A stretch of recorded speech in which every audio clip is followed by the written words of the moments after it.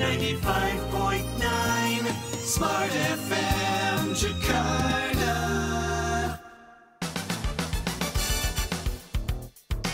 Smart FM presents Smart Emotion with Anthony Dio Martin from HR Excellency.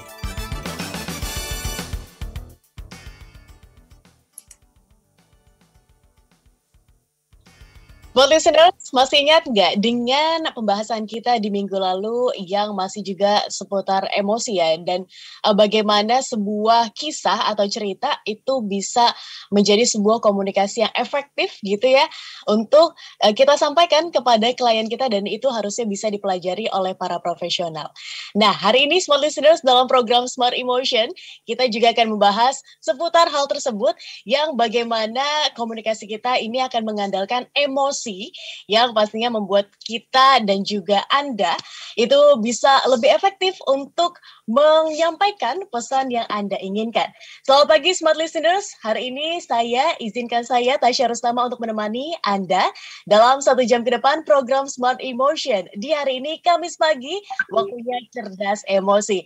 Bersama dengan tentu saja coach kesayangan kita Pak Anthony Dio Martin. Selamat pagi Pak Anthony. Hai Mbak Tasya dan juga Smart Listener dimanapun Anda berada pada pagi hari ini. Wow, senang sekali Kamis pagi kembali kita menyapa Anda. Semoga Anda selalu memulai hari-hari, terutama apalagi hari Kamis ini, selalu mulai dengan antusias.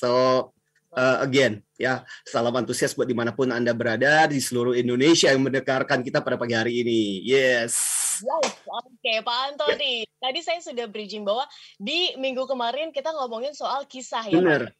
Bagaimana storytelling itu sangat efektif. Dan hari ini komunikasi yang based on emotion gitu ya Pak Anthony. Yes, betul. Itu topik kita hari ini.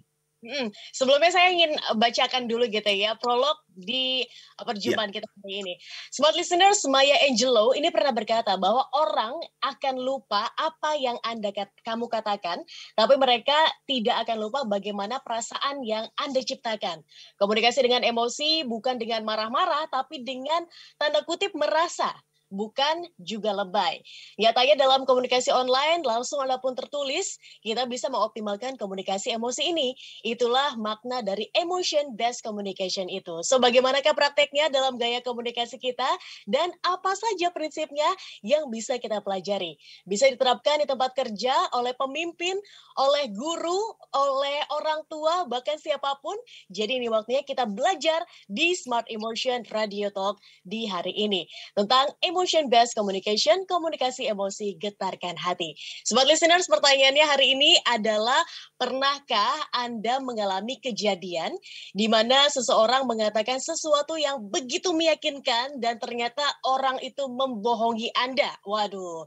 Nah, kalau Anda pernah, Smart Listeners, apa sih yang membuat Anda percaya dengan orang itu di waktu Anda percaya itu? Silakan Anda bisa jawab ya, dan ceritakan gitu pengalaman Anda di WhatsApp kami di 0812 11 12 959. Jangan lupa Smart Listeners, nama Anda dan juga kota domisili Anda cantumkan di sana, baru jawaban Anda.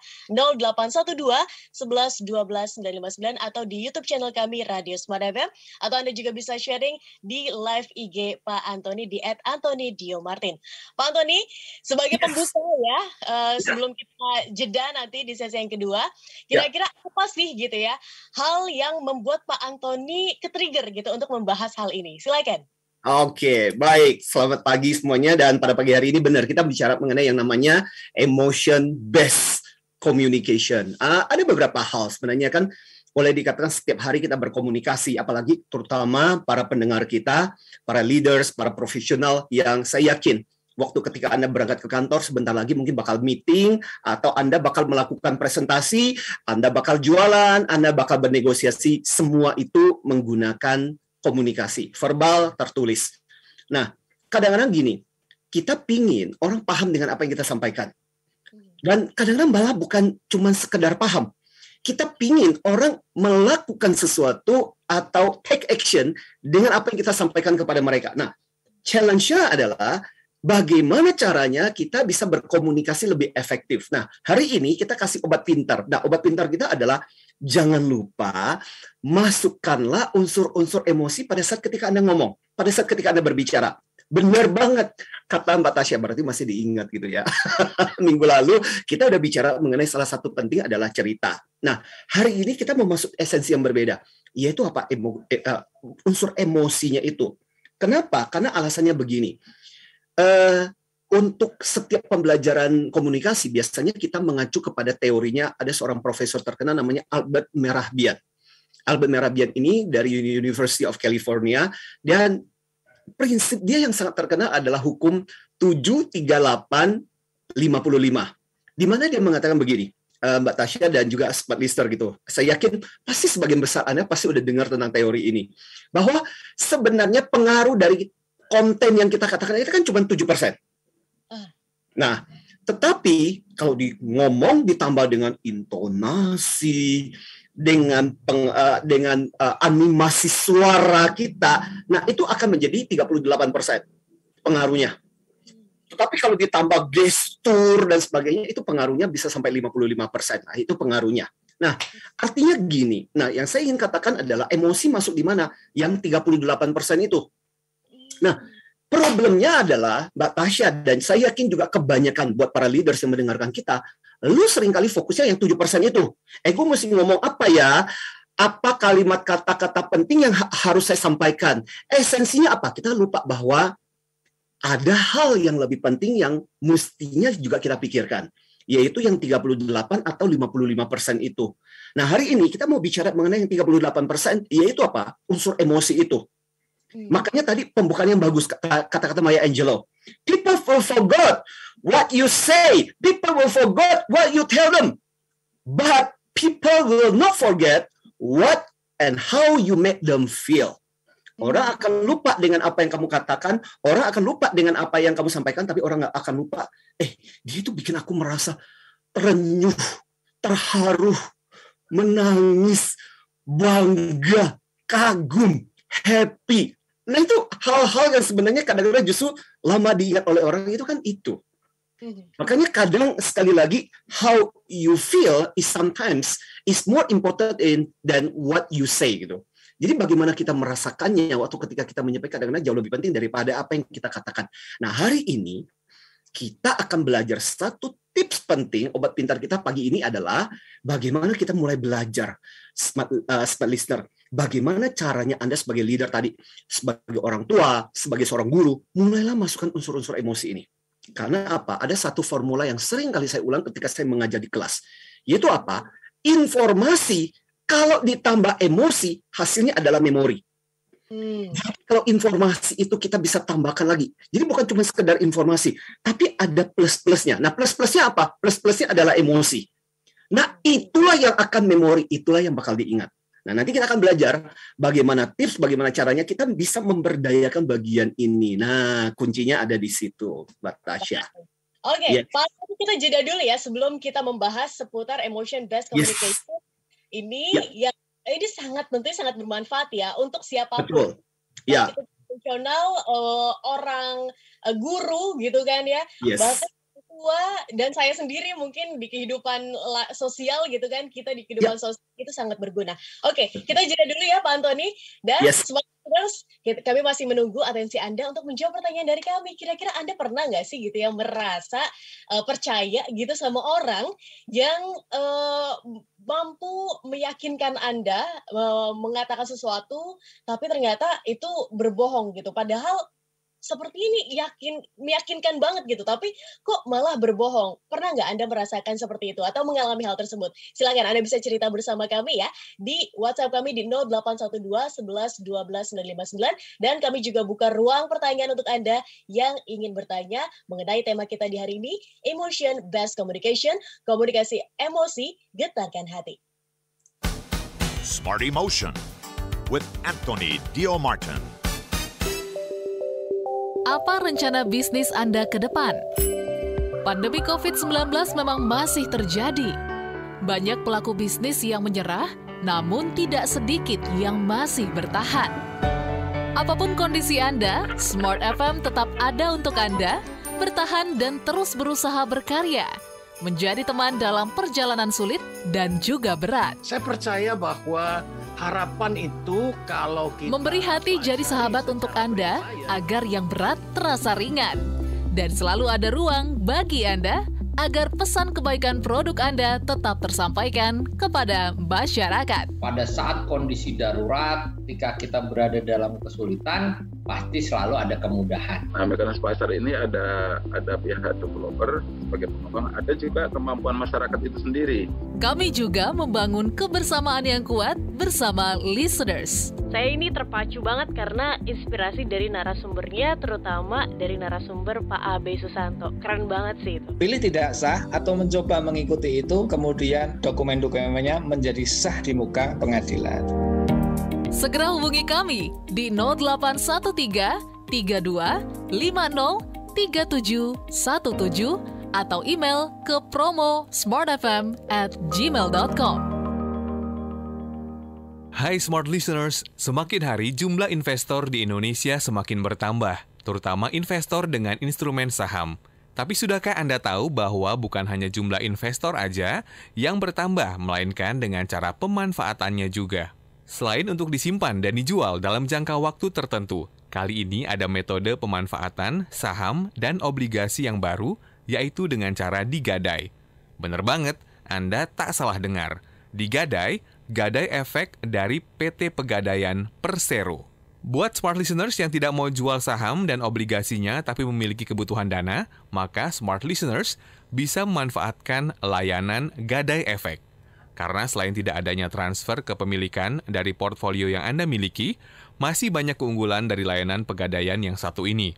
Di antaranya, jangka waktu yang fleksibel, tarif yang kompetitif, diawasi oleh Otoritas Jasa Keuangan atau OJK, serta bisa diajukan secara digital melalui aplikasi pegadaian digital. Gimana? Penasaran kan dengan layanan yang satu ini? Untuk informasi lebih lanjut, smart listeners dapat menghubungi Gadai Efek PT Pegadaian Persero di nomor 0813 9815 5235 0813 9815 5235.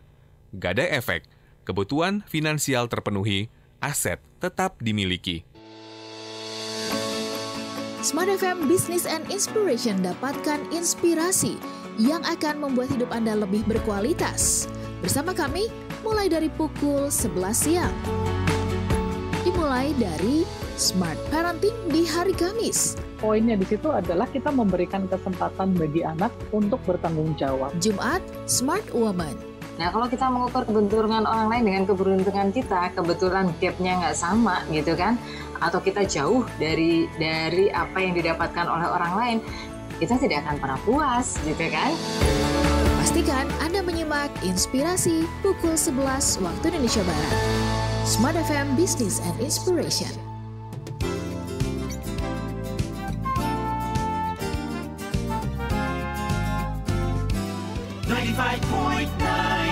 Smart FM Jakarta. Smart Emotion with Anthony Dio Martin from HR Excellency. Selamat pagi Smart Listeners dan selamat bergabung untuk Anda yang baru bergabung bersama kami. Kini Anda tengah mendengarkan program Smart Emotion. Di pagi hari ini Smart Listeners sambil menemani aktivitas Anda mungkin yang ingin berangkat ke kantor ya, ataupun untuk Anda yang bersiap-siap untuk bekerja work from home.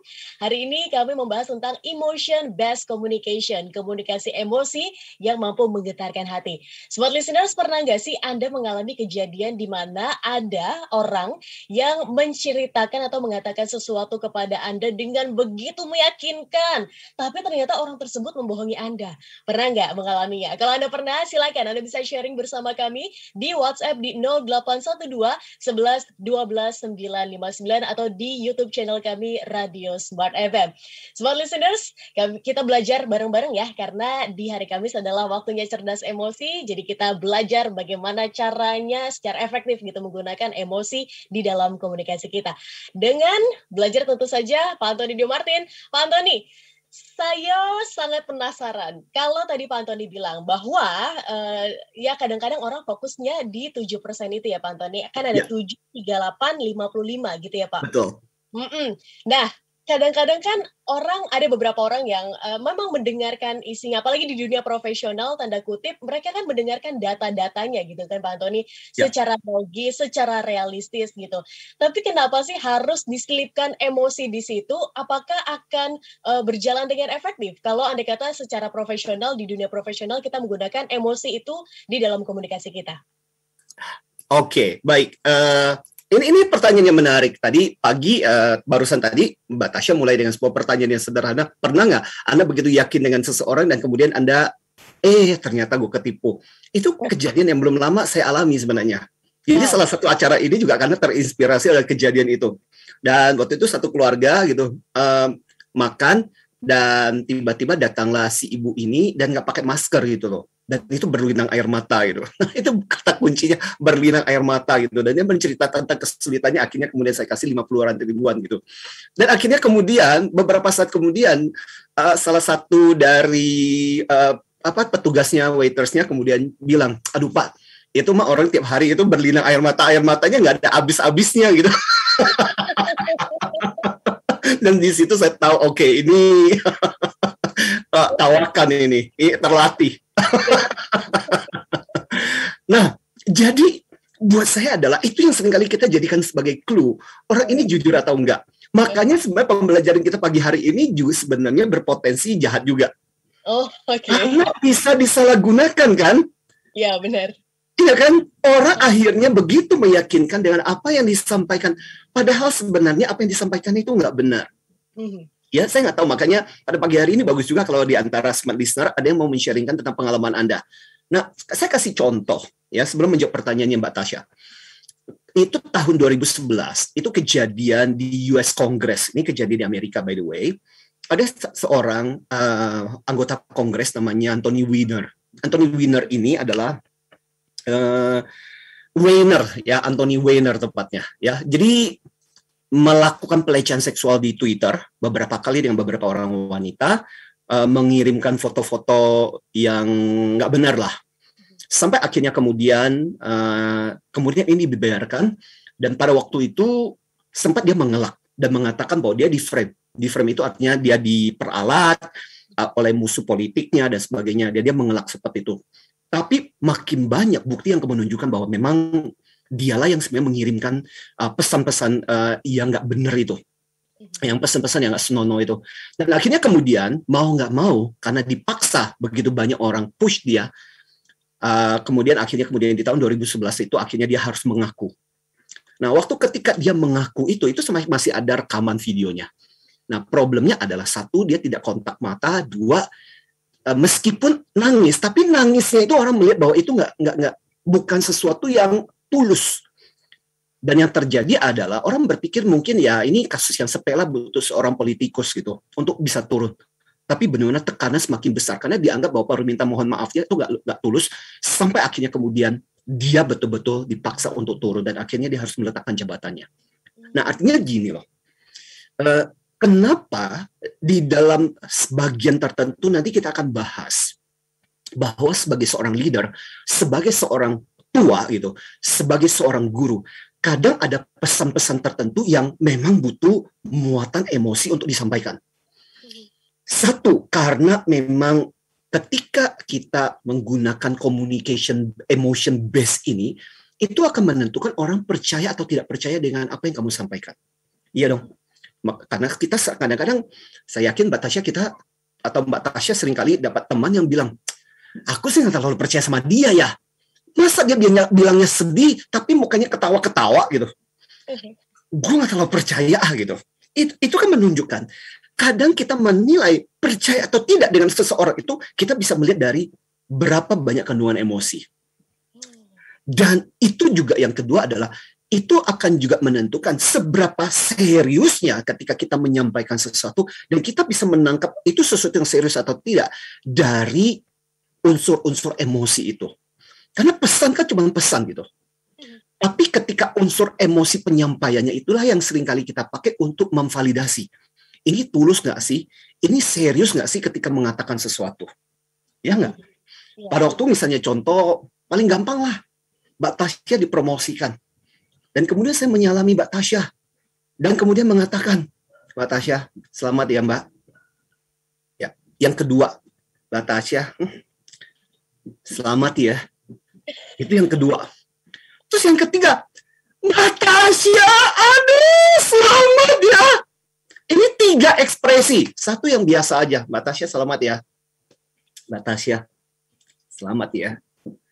Mbak Tasya, 3 coba.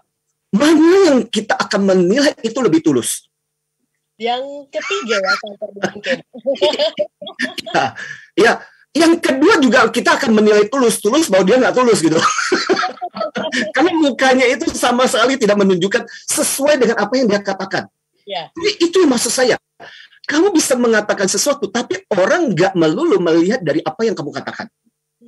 Makanya kadang-kadang emosi pada waktu ketika kita mengungkapkan sesuatu, itu berbicara jauh lebih nyaring daripada apa yang kita katakan. Nah, itu pesan kita pada pagi hari ini buat teman-teman para profesional yang sebentar lagi nanti mau meeting, mau presentasi, mau ngomong, mau jualan gitu. Pada waktu ketika kita menyampaikan, jangan lupa dengan bagian-bagian emosi. Apalagi kalau kita merasa informasi itu penting. Saya jadi ingat dengan, kalau nggak salah saya pernah sharing kepada Mbak Tasya ya, dengan di beberapa sempat kok saya cerita tentang seorang pimpinan dengan latar belakang yang sebenarnya orangnya itu adalah selama ini kalau ngomong itu selalu menggunakan data fakta seperti kata Mbak Tasya. Jadi selama bertahun-tahun semua karyawan juga mengenal dia sebagai seorang pimpinan yang memang sangat-sangat logis orangnya. Hingga satu hari ini perusahaan harus pindah. Dan itu rumor udah beredar di mana-mana bahwa orang banyak pimpinan yang memutuskan tidak mau pindah karena jauh gitu. So satu hari saya masih ingat waktu itu acara training kita sampai malam, dan di malam itu dia minta waktu untuk ngomong karena ini sesuatu yang urgent. Sambil dia menatap para leadernya itu, si owner ini ngomong sesuatu. Dia bilang, saya tidak pernah merasakan sesedih ini. Dan itu mulai berlinang air mata dia. Saya tuh pingin kalian yang sudah bersama dengan perusahaan ini berpuluh-puluh tahun masih bisa bersama-sama. Kita nggak mungkin lagi di tempat yang lama. Tapi saya pingin kalian bersama-sama. Bagaimana, kemudian dia bercerita sejarah bagaimana dia membangun perusahaan itu. Dan malam itu Mbak Tasya, nggak ada, saya sendiri ikut sampai berkaca-kaca mendengar, padahal saya orang luar gitu. Tapi yang menarik adalah setelah cerita itu selesai, satu demi satu leadernya maju ke depan, kemudian Bapak ini dipeluk. Salah satu komentarnya adalah, selama bertahun-tahun saya bersama dengan Bapak, saya tidak pernah melihat Bapak menangis dan menyampaikan sesuatu. Bapak menjadi orang yang paling manusiawi hari ini, malam ini. Dan saya akan menjadi orang yang pertama kali berjanji kepada Bapak bahwa saya akan bersama dengan perusahaan ini ketika pindah. Jadi buat saya adalah ini contoh salah satu bagaimana betapa luar biasanya ketika unsur emosi itu masuk. Atau kisah tentang sebuah perusahaan yang salah investasi di Jepang, dan saking investasi orang marah, benar-benar marah, dan menyalahkan si pimpinan ini. Lalu apa yang dilakukan oleh pimpinan ini? Mengumpulkan semua, dan hal pertama yang dilakukan adalah dia berlutut dan membungkuk dalam-dalam. Dia melepaskan jasnya dan dia bilang apa? Saya menyesal, saya merasa sayalah yang paling bertanggung jawab, tidak boleh menyalahkan yang lain. Di dalam pimpinan saya sudah membuat investasi yang salah, keliru, sehingga membuat Anda merugi. Tetapi dia bilang, saya sungguh-sungguh, itu dalam kondisi nyaris nangis gitu. Tapi saya berjanji, kalau saya diizinkan untuk memimpin, melanjutkan ini, saya akan mengerahkan segenap kekuatan saya untuk membantu supaya perusahaan ini bisa pulih. Tahu nggak, di akhir dari obrolan ini, orang percaya dengan dia yang tadinya udah marah-marah minta dia turun, akhirnya tetap minta dia stay, tetap melanjutkan kepemimpinannya.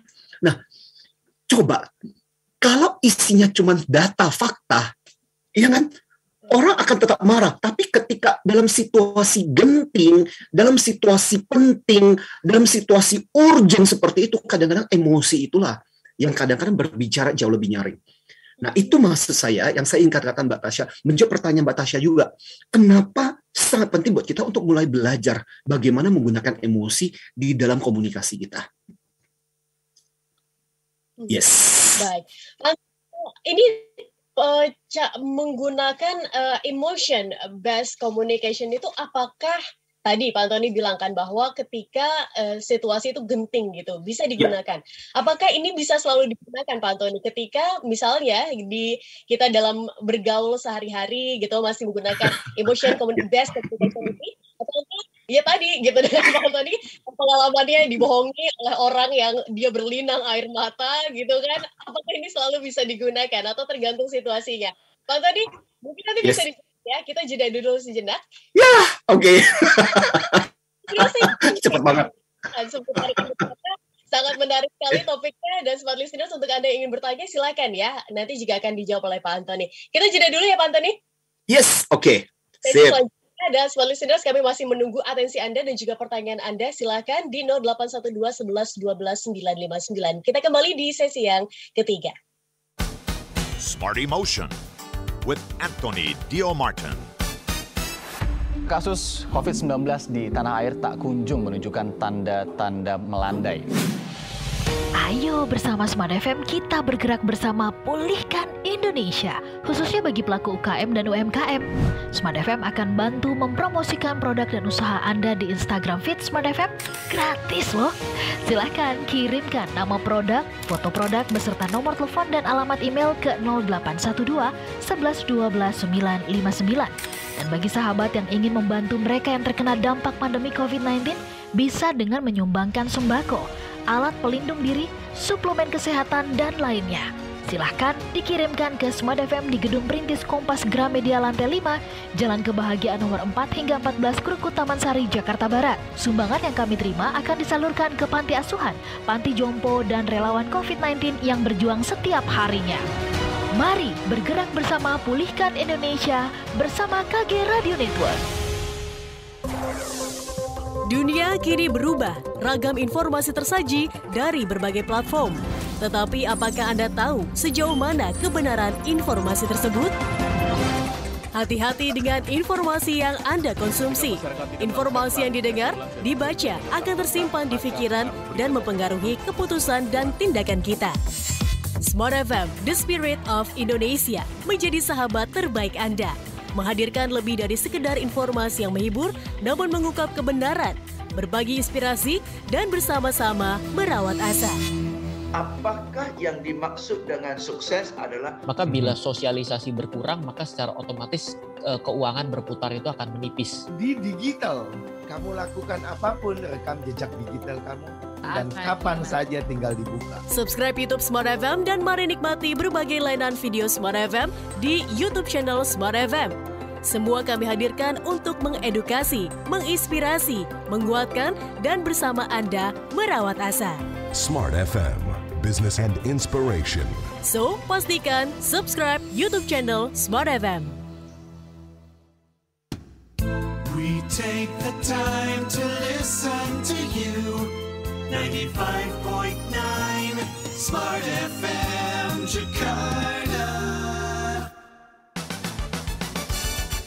Smart Emotion with Anthony Dio Martin from HR Excellency.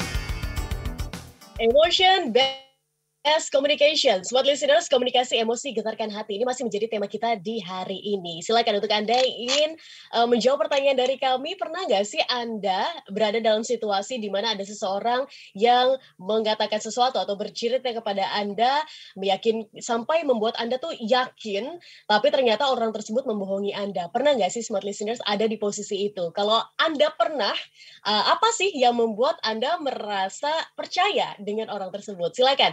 Sharingnya kami tunggu di 0812 11 12 959. Pak Antoni, di sesi sebelum masih di mute, mungkin boleh di unmute dulu. Oke. Oke deh, yes. Hai. Saya ditanya di sesi sebelumnya Pak Antoni, ini bisa dipakai di semua situasi nggak sih? Kita berkomunikasi gitu, atau ada momen-momen tertentu kita menggunakan emosi, tapi di momen ini kayaknya nggak usah deh gitu. Mungkin bisa dijelaskan Pak Antoni, silakan. Oke. Very good question. Gini, jadi apakah selalu kita harus menggunakan emotion based communication? Wah, gara-gara mendengar kata Pak Antoni, pokoknya lu harus pakai emotion based communication. Wah, tiap hari kalau ngomong, kagak usah kali. Soalnya gini, emotion based communication itu butuh energi. Ya, jadi disimpan aja untuk hal-hal penting sebenarnya. Jadi jawabannya adalah terletak di kata kuncinya adalah apakah yang kamu sampaikan itu membutuhkan high involvement atau low involvement. Nah, keterlibatan yang mendalam, ada pesan penting di situ, itu yang kita sebut sebagai high involvement. Nah, kalau itu sesuatu yang high involvement, butuh keterlibatan mental dan pesannya sangat penting, dan menggunakan emosi adalah sesuatu yang akan sangat menolong. Ya, saya kasih contoh lagi. Ini ada sebuah kisah yang I will never forget. It's an amazing story, kisah yang betul-betul luar biasa. Kisahnya Arundhati Gandhi. Arundhati Gandhi adalah cucunya dari Mahatma Gandhi. Ya, we know already dari nama Gandhi gitu. So, apa yang terjadi? Dia tinggal di Amerika. Jadi satu hari, dia diminta oleh bapaknya untuk mengantarkan dia melewati Guru Nevada untuk sebuah pertemuan meeting. Nah, waktu itu dia masih muda, masih ini ya, belum nobody gitu, masih anak remaja lah gitu, tapi udah boleh nyetir gitu. Dia nyetir, dia bawa bapaknya, sampai di sana bapaknya meeting. Dan bapaknya bilang, sementara saya meeting, ya udah mobil ini kamu bawa ke bengkel aja, biar diperbaiki. Sehingga nanti setelah meeting selesai, nanti kita bisa bawa pulang, dan bengkel mobil ini kondisinya udah bagus. So, apa yang terjadi waktu dia bawa bawa mobilnya ke bengkel, di sebelahnya ada bioskop. Ya, dengan bioskopnya film kesayangan, akhirnya dia memutuskan untuk nonton. Dan biasalah, kalau di luar negeri kadang-kadang ada nonton 2-in-1 gitu. Jadi nonton bukan sekali, bisa langsung lanjut 2 film gitu. Dia nonton sampai selesai dan kemudian buru-buru dia ke bengkel itu, mobilnya kemudian dia bawa. Bapaknya udah nunggu. Dan waktu ketika bertemu dengan bapaknya, terus dia ngomong begini, aduh ayah, bengkelnya leletan banget. Saya mesti nunggu lama di bengkel itu sampai akhirnya ya itu, gara-gara itu telat gitu. Dan akhirnya bapaknya bilang, ayo ini udah sore, yuk supaya kita nggak telat waktu kita melewati gurun itu. Dan tiba-tiba agak malam melewati maghrib gitu kan, bapaknya tiba-tiba berlinang air mata dan kemudian ngomong begini, kamu tahu nggak, ada satu hal yang saya sedihkan. Saya nggak tahu bagaimana, apa kesalahan saya untuk mendidik kamu sehingga kamu berbohong. Dia shock gitu.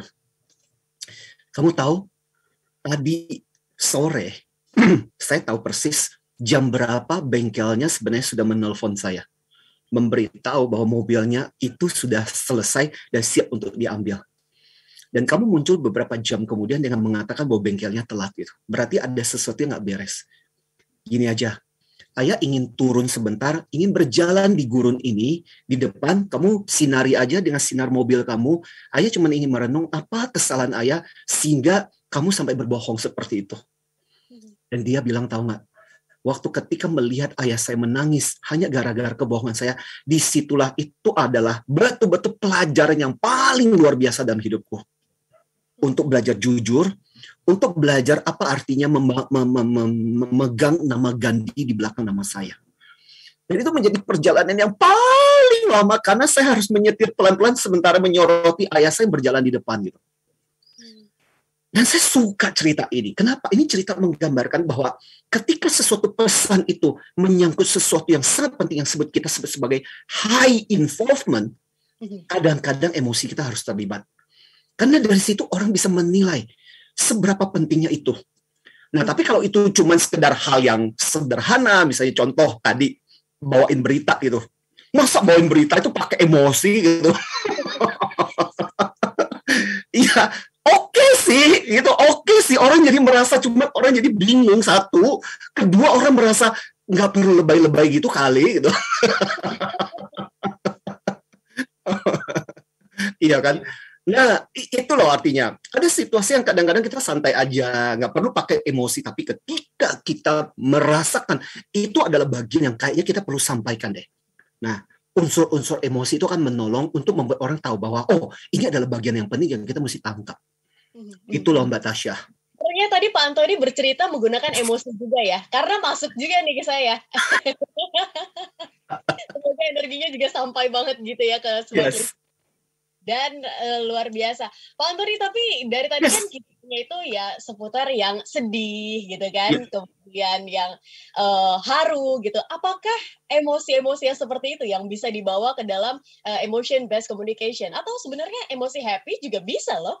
Ya, sebenarnya kalau kita bicara tentang emosi sih, Mbak Tasya, kita bisa membawakan emosi apa saja sebenarnya. Bahkan sebenarnya tadi saya sempat ngomong waktu di Instagram dengan teman-teman yang pada kesempatan pagi hari ini hadir bersama dengan kita juga. Saya bilang, kadang-kadang bukan cuman lisan loh ya.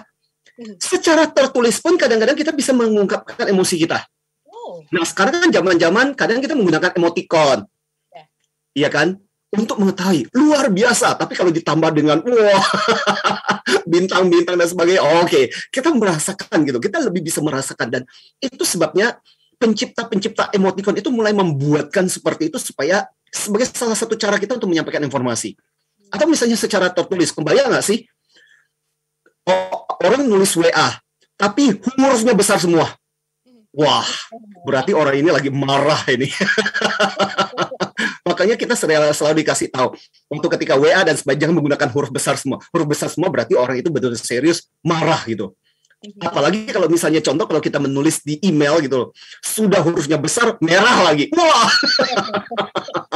itu dalam situasi anger, marah gitu. Jadi itu sebagai salah satu cara kita untuk menyampaikan apa yang kita rasakan. Nah, tentunya sebenarnya nggak harus waktu ketika kita dalam kondisi marah gitu. Bisa juga senang kan, bagaimana kita bahagia, bagaimana kita mengungkapkan perasaan sukacita kita. Kita juga bisa menggunakan ikon-ikon seperti itu. Artinya apa? Kata kuncinya sebenarnya adalah kita cukup selaras waktu ketika kita menyampaikan bahwa kita happy, bagaimana menunjukkan bahwa kita happy. Nah kan salah satu kejadian masih ingat tahun 98 waktu ketika Bill Clinton dengan kasus Monica Lewinsky. Salah satu pertanyaan kenapa orang memaafkan. Karena pada waktu ketika permintaan maaf, orang masih menangkap ada nada kejujuran dia untuk minta maaf. Meskipun sebelumnya sempat berbohong. Tapi pada waktu ketika menyampaikan berikutnya di tanggal 17 Agustus 98 itu, orang menangkap sincerity. Nah, dan ketika bicara tentang sincerity, kita bicara mengenai apa? Itu bukan lagi pesannya, betul nggak? Karena itu sesuatu yang sangat-sangat genting banget gitu. Masa kepresidenannya dipertaruhkan, tapi unsur perasaannya, bagaimana dia menyampaikan. Nah, itulah yang kemudian kita tangkap. Makanya kenapa saya bilang gini, buat teman-teman yang selama ini kalau kamu berkomunikasi cuma fokus pada kontennya gitu, belajarlah mulai sekarang gitu. Masukkanlah unsur-unsur perasaan ketika memang kamu merasa bahwa itu sesuatu yang penting. Saya masih ingat, ini contoh lagi. Ya, biar teman-teman, rekan-rekan, para profesional, para leaders, you really understand apa yang dimaksudkan dengan emotion-based communication ini. Ini kejadian tahun 98, real story. Dan saya sendiri, itu kebagian dari grup kami sebenarnya. Ya, jadi, karena ini adalah orang pintar semua, orang-orang IT semua. Dan waktu itu kejadian ketika krisis. Dan orang-orang IT pada masa-masa itu dengan gampang dibajak. Bajaknya bukan dalam negeri lagi, bajaknya ke luar negeri. Saya masih ingat waktu itu, si leadernya, karena saya berada di sana sebelum saya pindah ke sana gitu, dan mengatakan gitu bahwa betapa dia nggak akan bisa mencegah teman-teman ini untuk pergi. Dia tahu bahwa kondisi ini lagi sulit, tapi ya sama mirip seperti tadi. Dia bercerita bagaimana kita para leader pun gaji kita ikhlas untuk dipotong, bahwa kita sudah bersama-sama, kita satu keluarga, dan itu disertai dengan tangis gitu. Ya, makanya saya bilang, bukan berarti lantas kemudian kita harus menangis ya, saya ingin mengatakan gitu. Tapi pesan itu begitu kuatnya, sampai-sampai orang-orang yang tadinya siap untuk meloncat, karena isu rumor itu kencang banget gitu, sampai akhirnya memutuskan tetap setia bersama dengan perusahaan itu. Artinya apa? Itu juga buat saya menunjukkan kepada kita betapa luar biasanya ketika pesan-pesan itu sejalan, selaras. Ketika kita menyampaikan sesuatu itu ada unsur-unsur itu untuk menyampaikan, untuk menekankan. Karena yang saya mau bilang kepada kita semua adalah salah satu manfaat fungsi dari emosi itu kan messenger. Emosi itu menyampaikan pesan. Bahkan kadang-kadang, ya nggak Mbak Tasya, kita nggak perlu dengar orang itu ngomong apa. Ketika misalnya contoh, saya tanya sama Mbak Tasya gimana kabarnya hari ini? Nggak ada jawaban. Tapi tiba-tiba dari matanya keluar air mata. I don't need to understand what you're saying. Saya nggak perlu mendengar apa yang Anda katakan, betul nggak? Tapi air mata ini sendiri sudah menunjukkan sesuatu. Itulah hebatnya emosi. Emosi itu pesan gitu. Atau saya nggak perlu mendengar, Mbak Tasya, gimana kabarnya? Mute lah katakanlah, gara-gara jaringan gue nggak bisa dengar ini. Tapi ketika Mbak Tasya mengatakan, saya udah tahu gitu. Hanya dengan gerakan, hanya dengan gestur, saya tahu bahwa, oh oke, berarti lagi ceria, lagi antusias, lagi semangat. Itulah hebatnya emosi. Emosi itu menyampaikan pesan. Makanya semakin pembelajaran kita, obat pintar kita hari ini sebenarnya mau mengingatkan kita, kalau kita bisa mendayagunakan, mengefektifkan bagian ini, itu akan luar biasa. Nah, banyak orang yang tidak mendayagunakan ini semacam kayak dinamit yang luar biasa yang bisa meledakkan kemampuan kita untuk berbicara dan mempengaruhi orang gitu. Oke, Pak Antoni, kita kunci dulu itu ya. Kita sudah sampai di sesi yang terakhir. Jadi kita jeda dulu sejenak ya, smart listeners. Kita akan dan juga respon Anda di sesi yang terakhir dalam program Smart Emotion. Dan kita akan kembali di sesi selanjutnya. Smart Emotion with Anthony Dio Martin. Almost 1.5 million people have now died of COVID-19 worldwide. Smart Listener, ayo bergerak bersama pulihkan Indonesia. Ikuti program Smart FM dalam aksi Bergerak Bersama Pulihkan Indonesia. Ceritakan bagaimana cara untuk aktif dan bergerak bersama pulihkan Indonesia. Misalnya, membantu sesama yang kesulitan dan terdampak pandemi COVID-19. Kepedulian Anda akan jadi inspirasi bagi banyak orang. Kirimkan cerita Anda ke Smart FM di 0812 11 12 959 dengan format nama, spasi usia, spasi alamat, spasi profesi, spasi nomor telepon, dan cerita Anda. Cerita yang masuk akan kami udarakan di Smart FM setiap jam 9 pagi dan jam 4 sore. Dan akan dipilih setiap bulannya satu cerita yang mendapatkan hadiah menarik. So, kami tunggu cerita terbaik Anda. Bangkit dan maju sama-sama. Ayo, kita bergerak bersama pulihkan Indonesia.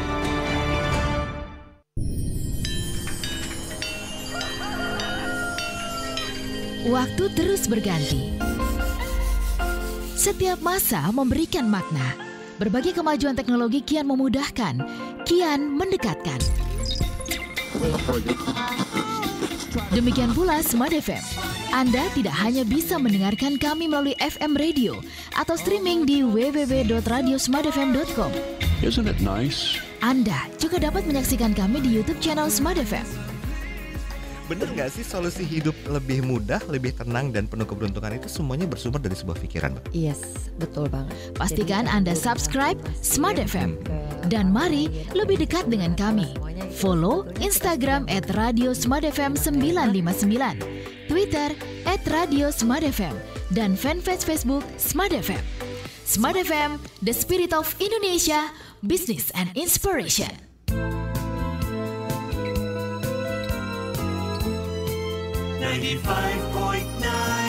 Smart FM Jakarta. Smart Emotion with Anthony Dio Martin from HR Excellency. Terima kasih Smart Listeners, kami ucapkan untuk Anda yang masih bersama kami dalam program Smart Emotion. Masih membahas tentang Emotion Based Communication, komunikasi emosi, getarkan hati. Smart Listeners, kini kita sudah sampai di sesi yang ketiga ya. Saya akan bacakan respon dari Anda. Begitu ya Pak Tony, boleh saya bacakan? Ya, masih di mute. Oke, yes, silakan Mbak Tasya. Sehingga karena waktu kita sangat-sangat sempit, Pak Antoni. Sempit banget, ya, benar. Selamat pagi Pak Andreas di Jakarta. Salam antusias Pak Antoni. Hai, salam antusias Pak Andreas. Bagaimana dengan asumsi ketika kita menggunakan otak emosi? Logika kita nggak tegak berdiri. Para terdakwa cenderung pakai tools emosi untuk pembelaan diri. Nah, bagaimana menyeimbangkan ini? Silakan. Oke, makanya saya bilang, memang benar Pak Andreas. Jadi kadang-kadang ini dipergunakan oleh orang untuk memanipulasi. Makanya ini juga salah satu hal penting. Kita bisa menggunakan, tapi orang lain juga bisa menggunakan. Makanya sangat penting buat kita kalau udah tahu seperti itu, kadang-kadang jangan juga terlalu gampang terbujuk rayu oleh emosi. Jadi kita bisa menggunakan senjata, jangan sampai kita sendiri akhirnya ditipu daya juga oleh senjata yang sama. Artinya, kita juga harus cerdas. Jadi jangan cuma sekedar semata wayang kita percaya dengan unsur-unsur emosi ini. Kadang-kadang perlu validasi. Seperti saya kan, udah tahu-tahu udah berlinang air mata, ternyata dibohongi gitu. Jadi validasi itu penting. Kita tahu bahwa itu senjata yang digunakan, nah supaya kita nggak gampang tertipu, ya kadang-kadang perlu dicek-recek gitu. Itu sih sebenarnya komentar tentang hal ini. Nah dari saya juga, ini ada komentar juga dari Pak Martoyo Harjono. Wow, salah satu leaders kita yang luar biasa. Dan beliau mengatakan, Coach, kalau lagi ngajar atau meeting di kantor, apakah perlu mengimplementasikan emotional based communication kah? Tadi saya sudah menjawab bahwa nggak selalu sih. Tapi, seperti yang saya katakan, kalau itu adalah sesuatu yang penting. Jadi pertanyaan yang paling penting adalah, lihat situasi dan kondisinya, lihat sikonnya. Dan kita mencoba untuk menilai dari skala 0 sampai 10, kira-kira ini yang saya mau sampaikan ini apakah sesuatu yang memang butuh komitmen, sesuatu yang penting, sesuatu yang serius atau tidak. Kalau iya, dan kamu mulai harus memikirkan bagaimana memasukkan unsur emosi itu menyampaikan pesanmu itu. Dan yang kedua adalah, pada waktu sebenarnya gini, ada satu hukum yang penting ketika saya mengajar yang selalu saya katakan, namanya hukum Garputala. Ya, hukum Garputala adalah hukum resonansi. Hukum Garputala berarti bergetarnya satu benda karena ada satu benda lain yang bergetar. Maka pertanyaan saya yang kedua, buat teman-teman rekan-rekan profesional ketika kita menyampaikan sesuatu adalah, kamu merasakan itu nggak ketika kamu menyampaikan itu? Kalau kamu bisa merasakan kebahagiaan, kecenderungannya adalah orang lain akan bisa merasakan kebahagiaan itu. Kalau kamu bisa merasakan kesedihan itu, orang lain cenderung akan bisa merasakan kesedihan itu. Maka hukum Garputala ini juga berlaku pada waktu ketika kita menyampaikan sesuatu. Makanya buat leader, the question is, do you feel what you say before you say it?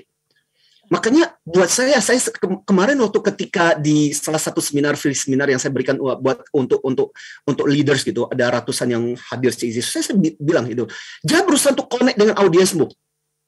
Yang harus pertama-tama kamu lakukan adalah connect dengan dirimu dulu. Kamu merasakan nggak? Kayak misalnya contoh, pagi hari ini saya sharing dengan smart listener kita di seluruh Indonesia. Kalau saya sendiri nggak percaya, kalau saya sendiri nggak merasakan, kalau saya di sini tidak merasakan betapa bermanfaatnya obrolan hari ini, saya yakin audiens kita akan merasakan, percuma Pak, yang Bapak katakan itu sesuatu yang bohong besar Pak.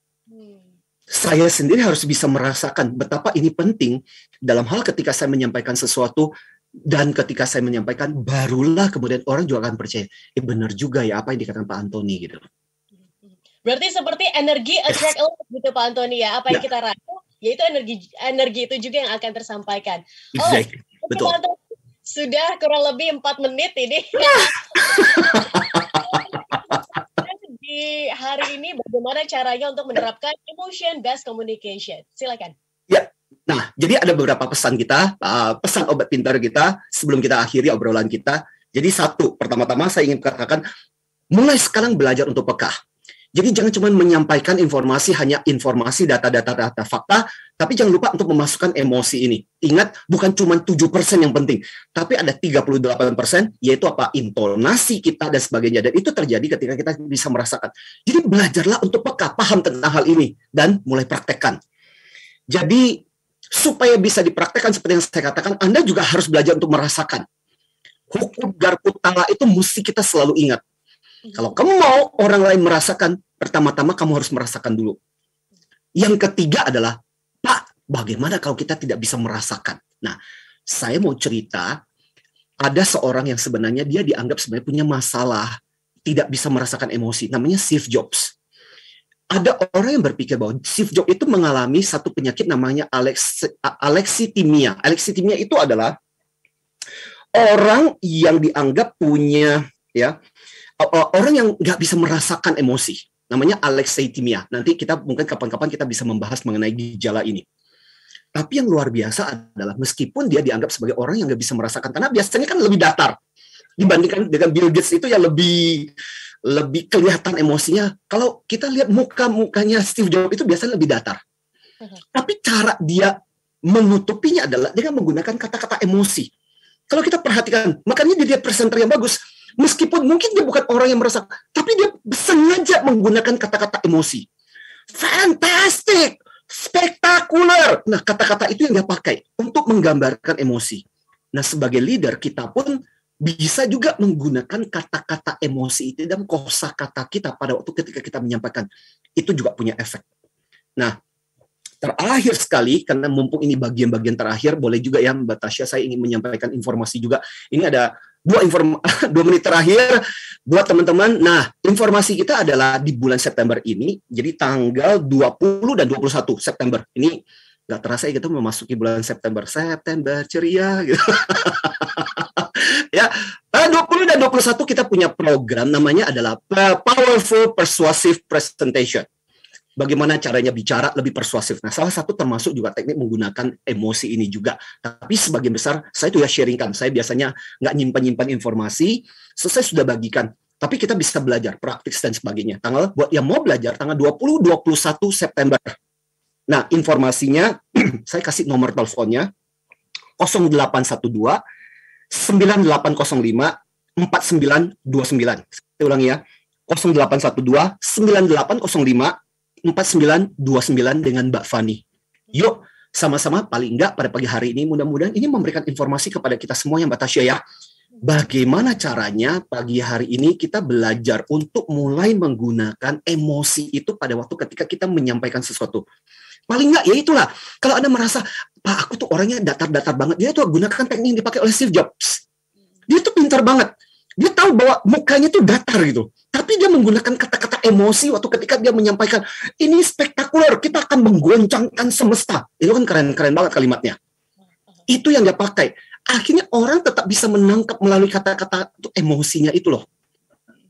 Nah, mudah-mudahan seperti yang saya katakan, emosi itu nular, ingat. Ya, seperti kayak garpu tala. Kalau kamu bisa merasakan, orang lain mulai merasakan. Makanya gunakanlah itu dalam percakapan kita, apalagi kalau itu betul-betul tujuannya adalah penting untuk mempersuasi orang. Oke. Gitu. Terima kasih Pak Antoni sharingnya di hari ini. Yes. Dan kita harus tutup ya perbincangan di hari ini. Saya ucapkan terima kasih untuk Anda yang Tasya, terima kasih di bulan September awal ini. Tetap ceria, tetap semangat. Jadi kita harus menjalani September ini dengan ceria, Pak Antoni. Exactly, bener. Oke, terima kasih Smart Listeners untuk Anda yang sudah bergabung bersama kami, Pak Benny Jutrisno. Terima kasih Pak Benny. Yes, Pak Benny. Thank you, Pak Benny. Terima kasih juga Pak Haris Setiadi sudah bergabung bersama kami. Dan kita akan kembali di minggu depan dengan pembahasan yang berbeda lagi, tentu saja bagaimana mengelola kecerdasan emosi kita. Tetap bersama kami Smart Listeners karena banyak program yang akan kami hadirkan untuk Anda lainnya. Dan kami berdua pamit, saya Tasya Rustama. Dan saya Antoni Dio Martin. Salam antusias. You just listened to Smart Emotion with Anthony Dio Martin from Hot Air Excellency. Brought to you by Smart FM Network.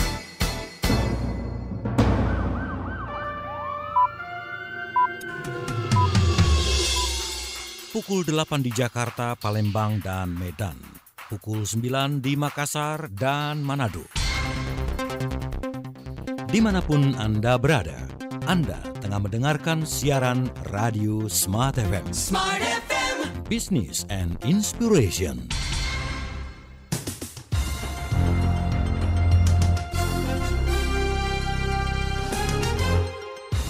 Inilah informasi terkini yang dihimpun tim pemberitaan Smart FM dalam Jurnal 9. Saya Tasya Rustama dalam Jurnal 9. Kementerian Pekerjaan Umum dan Perumahan Rakyat menyatakan program bantuan stimulan perumahan swadaya mendorong keswadayaan dan kegotong royongan di tengah masyarakat.